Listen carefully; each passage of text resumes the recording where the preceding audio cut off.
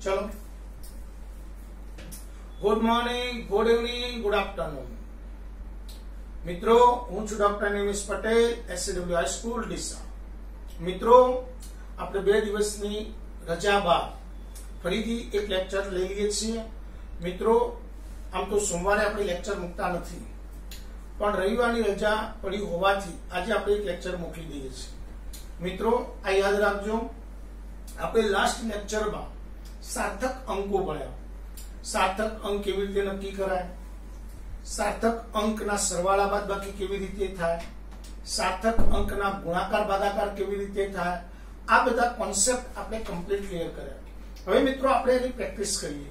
आजे हूँ तमने 5 दाखला आपू छुं, एमां तमारे योग्य जवाब लावવાનો છે। दाखला तरीके एक संख्या છે 2.5 गुण्या 12.4।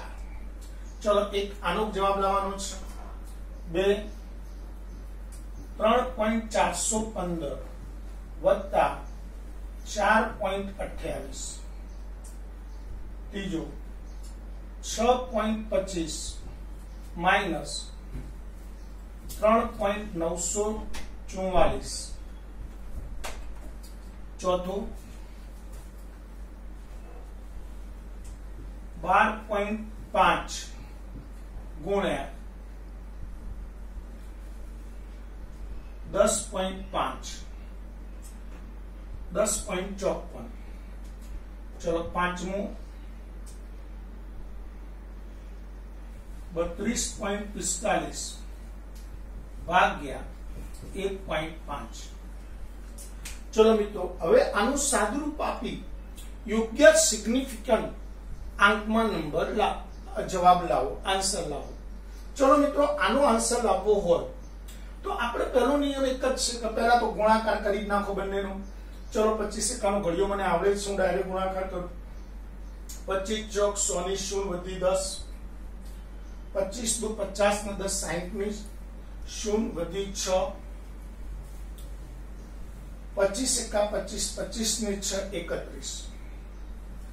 चलो, पॉइंट पछी 2 अंक छे 1 અને 2, 2 अंक आपी दो 1 અને 2, 31.0 आ આપણો જવાબ આવ્યો। પણ આ જવાબ યોગ્ય છે કે નહીં એ ચેક કરવો જોઈએ। આ સાર્થક અંકો જોવા પડે। અહીંયા કેટલા સાર્થક અંક છે 2, અહીંયા કેટલા સાર્થક અંક છે 3, બંનેમાં લઘુત્તમ સાર્થક અંક 2 છે, તો 2 સાર્થક અંકમાં જવાબ લાવવો પડે।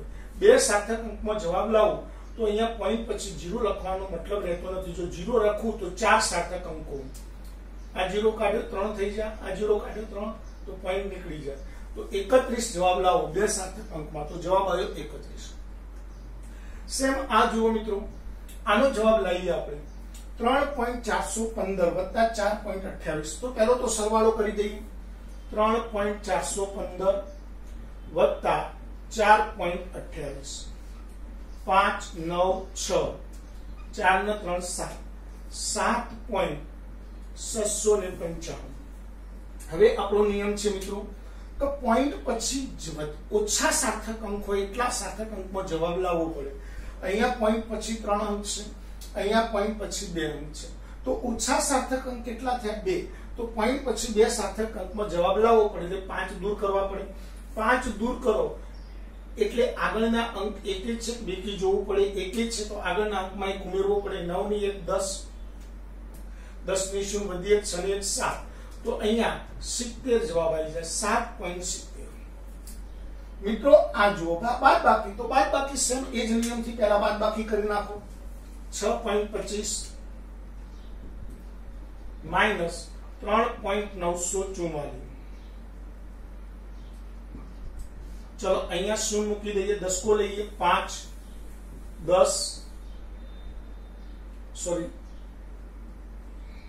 6, अहिया थी 10 को लईए 4, 10 मांथी 4 जाए तो 6, 4 मांथी 4 जाए तो 0,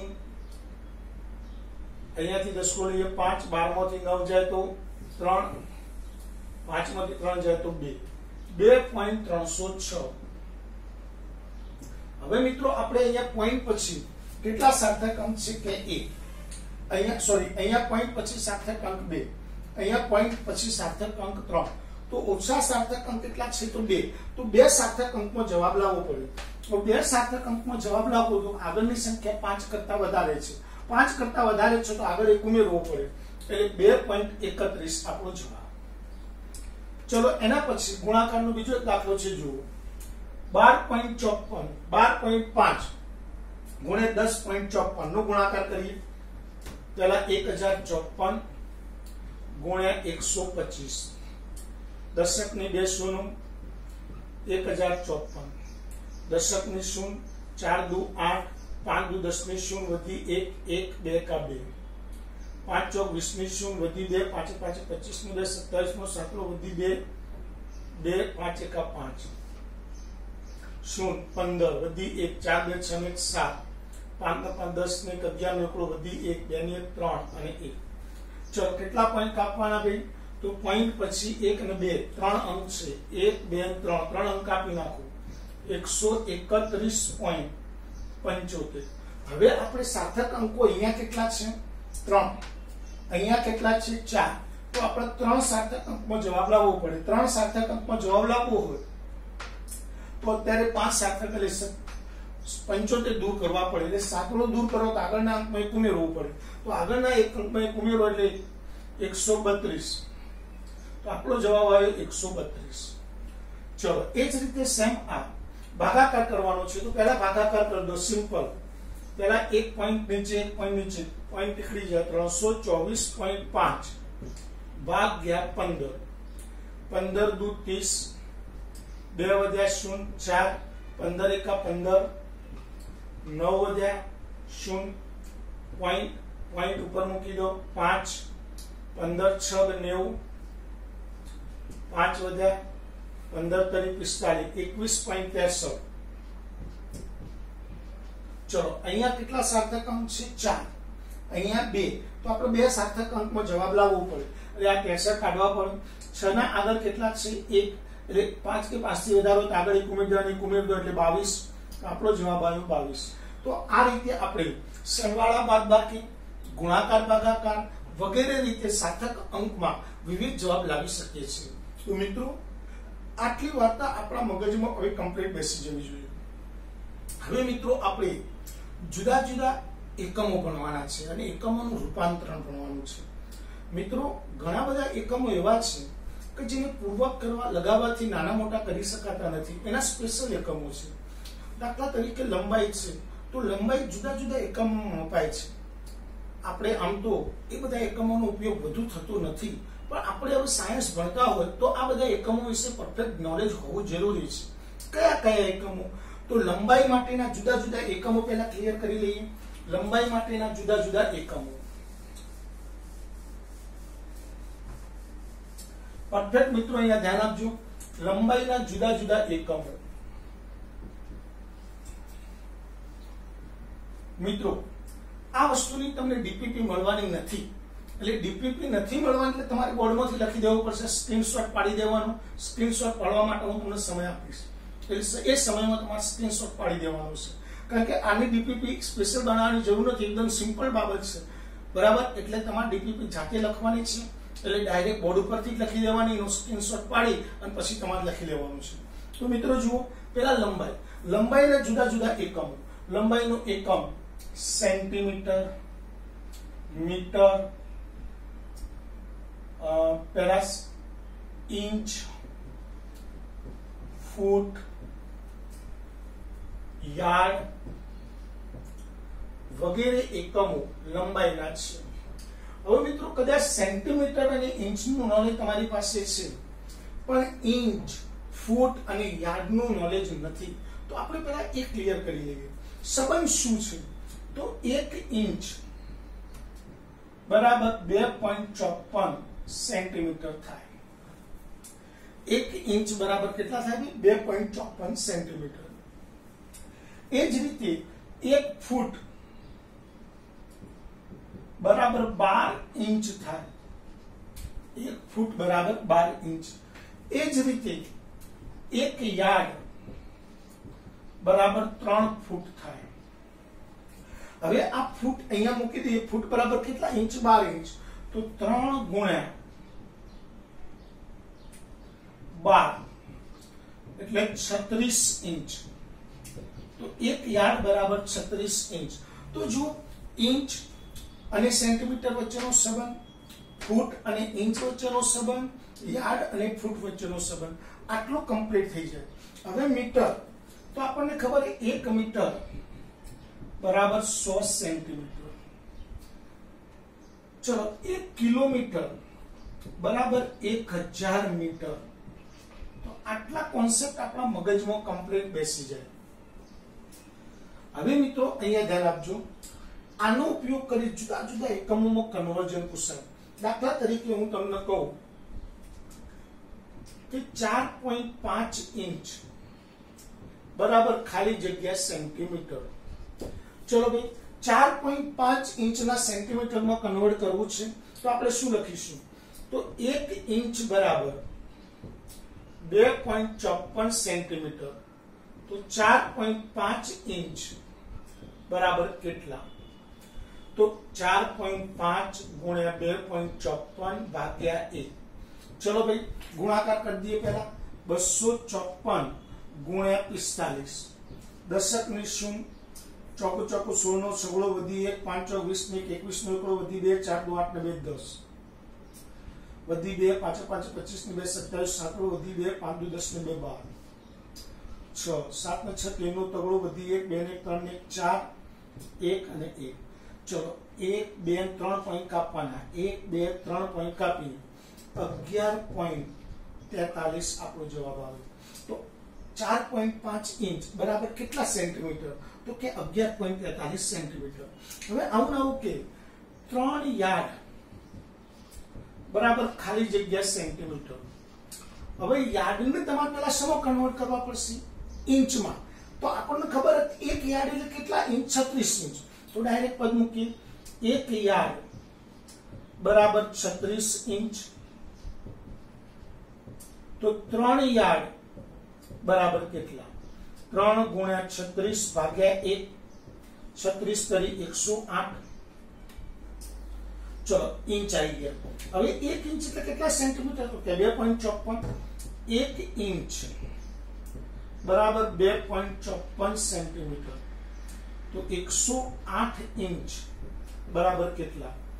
108 ગુણ્યા 2.54। ચલો ગુણાકાર કરીએ।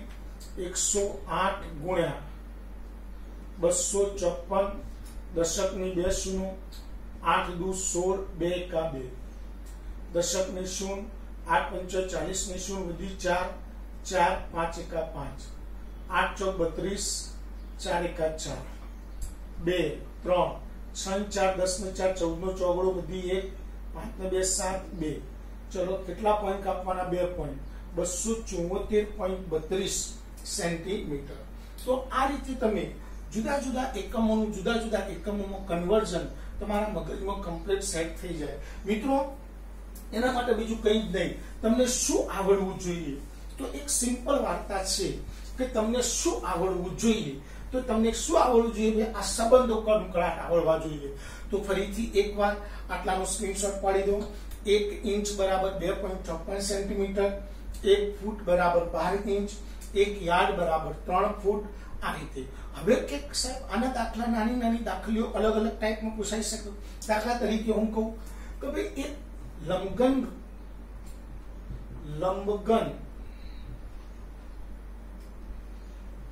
આકારનો લાકડાનો ટુકડો છે। એક લંબઘન આકારનો લાકડાનો ટુકડો છે। લંબાઈ 2 યાર્ડ, પહોળાઈ 3 ફૂટ અને ઊંચાઈ 10 સેન્ટીમીટર છે। તો તેનું ઘનફળ શોધો। ચલો હવે આપણે મિત્રો ઘનફળ શોધવા, લંબઘનનું ઘનફળ શોધવાનું સૂત્ર લંબાઈ ગુણ્યા પહોળાઈ ગુણ્યા ઊંચાઈ, જે અગાઉના 10મા ધોરણમાં આપણે ભણેલા છે। પણ આપણે અહીંયા લંબાઈ યાર્ડ એકમમાં આપી, પહોળાઈ ફૂટમાં આપી, ઊંચાઈ સેન્ટીમીટરમાં આપી, तो हवे आनु घनफळ शोधवा माटे शुं करवुं? तो पहेला बधाना एकम एक सरखा करवा पड़े। तो मारे यार्ड ने सेंटीमीटर में फेरवा पड़शे। तो चलो पहला लंबाई कितला यार्ड छे? तो के 2 यार्ड। चलो भाई हवे 2 यार्ड ने पहला इंच में फेरवो। चलो 1 यार्ड એટલે કેટલા इंच? 36 इंच। तो 2 यार्ड એટલે 2 ગુણ્યા 36 72 इंच। હવે इंच ने सेंटीमीटर में फेरवीए। 1 इंच बराबर 2.54 सेंटीमीटर। तो 72 इंच बराबर કેટલા? चलो 72 गुण્યા 2.54 भाग्या 1। चलो 254 गुण્યા 72 करिए। दशक ने 0 7 4 28 8 वधी 2 7 5 35 2 37 7 वधी 3 7 2 14 3 17 4 2 8 5 2 10 ने 0 वधी 1 2 2 4 ने 1 5 8 8 7 ने 5 12 નો બગડો વધી 1 7 ने 1 8 અને 1। तो 18 હવે પોઈન્ટ કેટલા કાપવાના? તો કે 2 પોઈન્ટ કાપી લો। 182.88 सेंटीमीटर लंबाई आई। चलो पહોળાઈ 3 फूट छे। तो पहला फूट ने शેમાં કન્વર્ટ કરો ભાઈ? इंच में। तो 1 फूट એટલે કેટલા इंच? 12 इंच છે। तो 3 फूट એટલે કેટલા થશે? 3 ગુણ્યા 12 36 इंच। चलो 36 इंच ने તમે શેમાં કન્વર્ટ કરશો? સેન્ટીમીટર માં। તો સેન્ટીમીટર માં ફેરવવા માટે 2.54 વડે ગુણો। 36 ગુણ્યા 2.54। तो सिंपल आना डबल थे आना अर्धा करी नाखो। 2 9 18 2 का 2 91.44 सेंटीमीटर। चलो पહોળાઈ आ मगज में बैठू भाई डायरेक्ट सीधी वस्तु 2.54 गुण્યા 72 आ जवाब आवे। तो 72 ने 2 वडे भागू 36 आई जाए। तो आखी संख्या ने 2 वडे भागी नाखू तो डायरेक्ट सीधा गुणाकार आई जशे। એટલે કોઈ ગુણાકાર ફરીથી કરવા બેસીશ નહીં। હવે ઊંચાઈ તો આપણને આપેલી જ છે। ઊંચાઈ સમા આપેલી છે સેન્ટીમીટર માં જ આપી है। तो 10 सेंटीमीटर। तो लंबघनનું ઘનફળ બરાબર લંબાઈ ગુણ્યા પહોળાઈ ગુણ્યા ઊંચાઈ। લંબાઈ 182.88 ગુણ્યા 91.44 ગુણ્યા 10। આ બધાનો ગુણાકાર કરો। એક ખાલી જગ્યા ઘન સેમી। આ ગુણાકાર કરવાનો તમને આપું છું। તો મિત્રો આ રીતે આપણે કોઈ પણ હા એના માટે બસ આટલો કોન્સેપ્ટ આપણને ક્લિયર હોવો જોઈએ। આવા હું તમને 3 દાખલા લખાવું છું, તમારે ઘરેથી ગણી લાવવાના છે। એટલે તમે કમ્પ્લીટલી એને ગણવાનું કરજો, તમારે ગણવા જ પડશે। તો એનો સ્ક્રીનશોટ પાડી દેજો અથવા તમે લખી દેજો। દાખલા નંબર 1। दाखला नंबर 1। स्वामीनारायण मंदिर में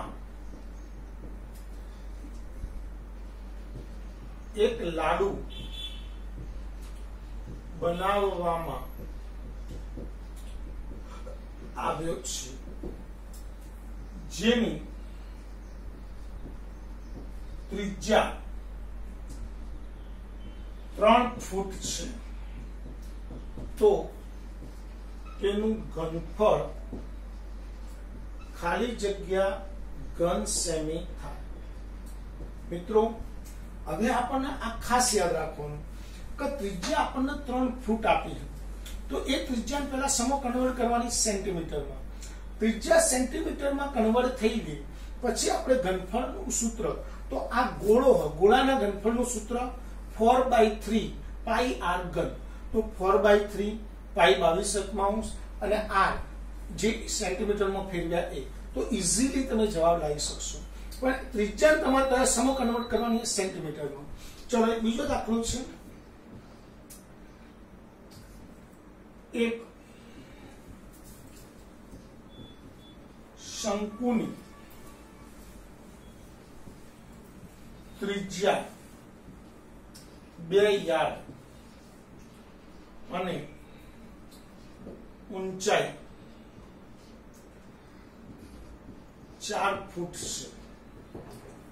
તો તેનું ઘનફળ ખાલી જગ્યા ઘન સેમી થાય। હવે મિત્રો ધ્યાન આપો, અહીંયા શંકુ આકાર આપ્યો, એની ત્રિજ્યા આ યાર્ડમાં આપીએ તો યાર્ડને પહેલા ઇંચમાં ફેરવો અને ઇંચને સેન્ટીમીટરમાં ફેરવી દો. ઊંચાઈ આપણને ફૂટમાં આપીએ, ફૂટને પહેલા ઇંચમાં ફેરવો અને ઇંચને સેન્ટીમીટરમાં ફેરવી દો. અને ત્યારબાદ તેના ઘનફળનું સૂત્ર, તો શંકુનું ઘનફળનું સૂત્ર 1/3 1/3 પાઈ r સ્ક્વેર h છે. તો 1/3 પાઈ r સ્ક્વેર h નું સૂત્ર મૂકી તમે ઈઝીલી જવાબ લાવી શકો છો. પછી 3 એક લંબઘન ઓરડા ની લંબાઈ અને પહોળાઈ 15x20 ફૂટ છે. 15x20 ચોરસ ફૂટ છે. તો સોરી 20x20 ચોરસ ફૂટ છે. જો તેની ઊંચાઈ 0.4 યાર્ડ હોય તો તેનું ઘનફળ શોધો. હવે મિત્રો આનો દાખલા તમને શેના માટે કરાવું છું? તો આ દાખલા બસ એકમો યાદ રાખવા માટે કરાવો કે તમારા મગજમાં આ સેટ થવું જોઈએ કે ભાઈ 1 ઇંચ એટલે કેટલા સેન્ટીમીટર, તો 1 ઇંચ એટલે 2.54 સેન્ટીમીટર. એ તમારા મગજમાં કમ્પ્લીટ તૈયાર થઈ જવું જોઈએ. 1 ફૂટ એટલે કેટલા ઇંચ, તો 1 ફૂટ એટલે 12 ઇંચ. એ તમારા મગજમાં સેટ થવું જોઈએ. ચલો 1 યાર્ડ એટલે કેટલા ફૂટ, તો કે 3 ફૂટ 1 યાર્ડ એટલે. ઇંચ કેટલા, તો 1 યાર્ડ એટલે 36 ઇંચ. આ તમારા મગજમાં જો કમ્પ્લીટ સેટ થઈ જાય તો આ લંબાઈના જુદા જુદાના એકમોમાં કન્વર્ઝન તમને આવડી જાય. સેમ લંબાઈ શીખ્યા એવું ને એવું દળના એકમો શીખવાના છે. તો દળના એકમો આપણે લખી દઈએ. આ 3 દાખલાનો સ્ક્રીનશોટ પહેલા પાડી દો અને પછી દાખલા શાંતિથી ગણી કાલે જવાબ લાવવાનો. કાલે હું એના જવાબ તમને કહી દઈશ. તો પરફેક્ટ ધ્યાન આપજો.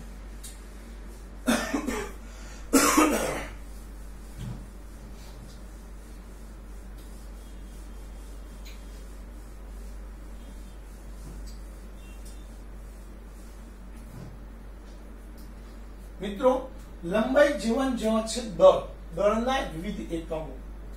દળ મિત્રો દળના મોટામાં મોટો એકમ આપણે ગણીએ તો ટન.